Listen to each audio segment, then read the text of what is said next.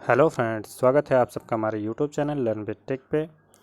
चलिए आज हम लोग पढ़ते हैं साइंस की अपनी क्लास जो है ये 6वीं की जो है क्लास होने वाली है।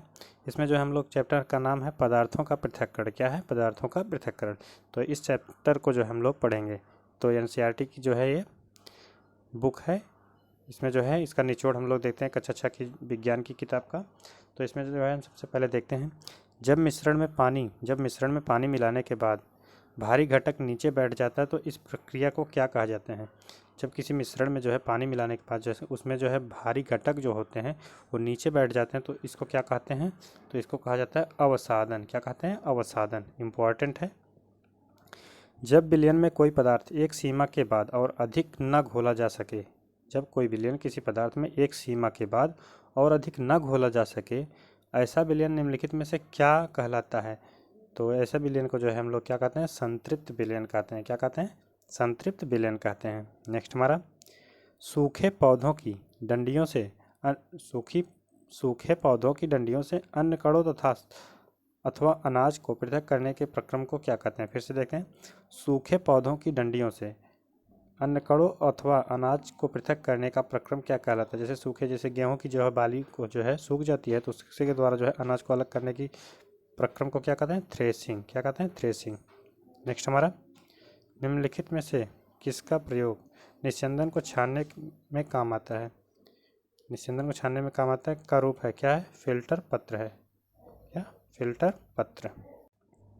नेक्स्ट हमारा है दूध से पनीर बनाने की प्रक्रिया। दूध से पनीर बनाने के लिए कौन सी विधि का उपयोग किया जाता है? दूध से पनीर जो बनाया जाता है वो निस्यंदन विधि के द्वारा बनाया जाता है। किसके द्वारा? निस्यंदन विधि द्वारा। चौथा नंबर फिर देखते हैं निम्नलिखित में किसका प्रयोग निस्यंदन को छानने के काम आता है के रूप में किया जाता है? क्या किया जाता है? फिल्टर पत्र का प्रयोग किया जाता है। दूध से पनीर बनाने में कौन सी विधि? निस्यंदन विधि का प्रयोग करते हैं। चलनी द्वारा आटे की अशुद्धियों को छांटने की क्रिया क्या कहते हैं? चालन कहते हैं। क्या कहते हैं? चालन। किसी द्रव को उसी के वाष्प में परिवर्तित करने की प्रक्रिया को वाष्पन कहते हैं। निम्नलिखित में से किसके वाष्पन का प्रयोग किया जा सकता है? समुद्र जल से जो है नमक प्राप्त करने के लिए जो है वाष्पन का प्रयोग जो है किया जाता है। नेक्स्ट हमारा मिश्रण में जो है जल मिलाने पर भारी अवयवों के नीचे तली में बैठ जाने के प्रक्रम को क्या कहते हैं? अवसादन कहते हैं। जब किसी मिश्रण में जो है भारी अवयव नीचे बैठ जाते हैं तली में तो उस प्रक्रम को क्या कहते हैं? अवसादन। अवसादित मिश्रण को बिना हिलाए जल को मिट्टी सहित उड़ेलने की क्रिया को क्या कहते हैं? जब अवसादित मिश्रण जो है बिना हिलाए जल को मिट्टी सहित उड़ेलने की प्रक्रिया को कहते हैं निस्तारण। क्या कहते हैं? निस्तारण। वायु एक समांगी मिश्रण है। वायु कैसा मिश्रण है? समांगी। नेक्स्ट हमारा पृथक्करण शब्द का क्या अर्थ है? यानी इसका अर्थ है अलग करना। पदार्थ किसे कहते हैं? जो स्थान घेरता है, जिसका द्रव्यमान होता है उसे पदार्थ कहते हैं। नेक्स्ट हमारा 13 नंबर रेशों से बीज को कैसे पृथक किया जाता है? रेशों से जो है बीज को जो है ओटने से जो है पृथक किया जाता है। किसके द्वारा? ओटने से। बालू और लोहे के छीलने को पृथक किया जाता है।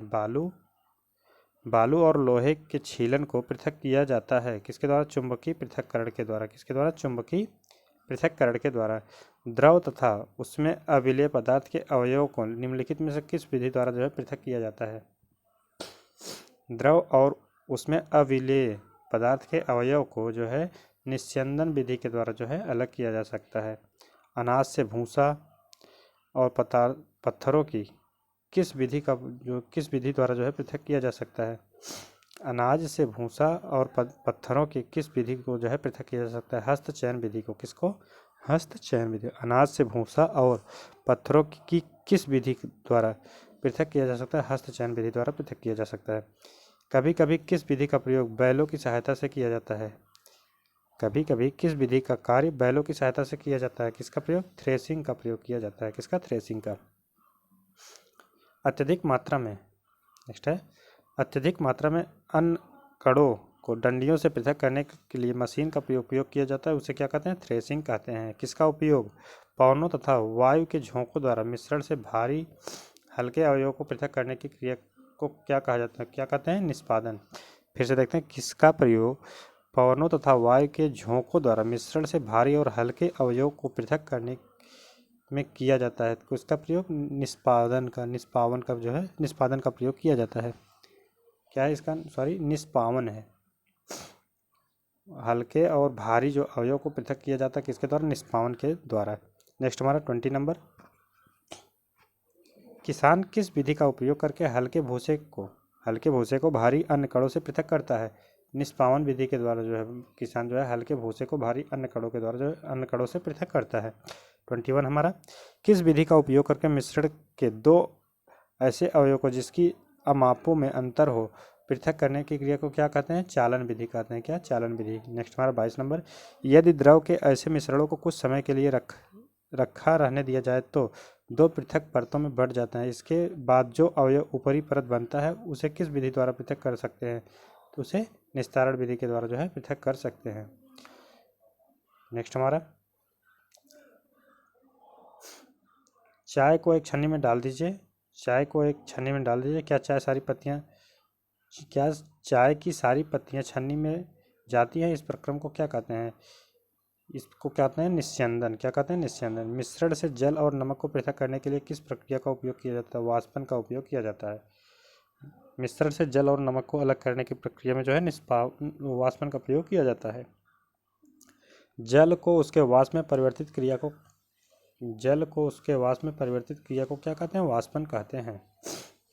जब समुद्र के जल को बड़े बड़े उथले गड्ढे से भरकर छोड़ दिया जाता है तो सूर्य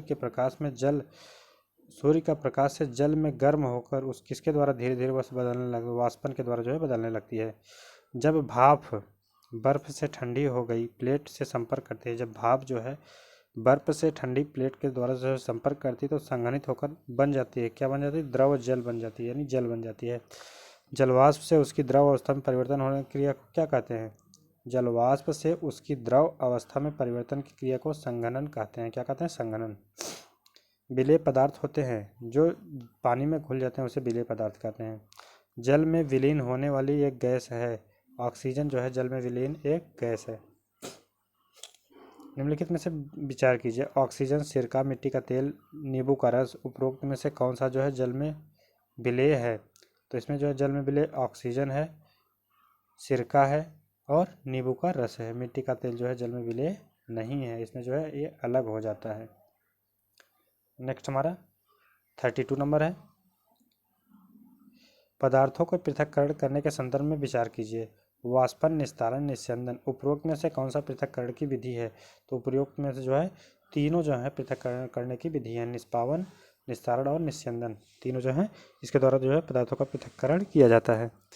किस पदार्थ के विलयन को गर्म करने पर उसकी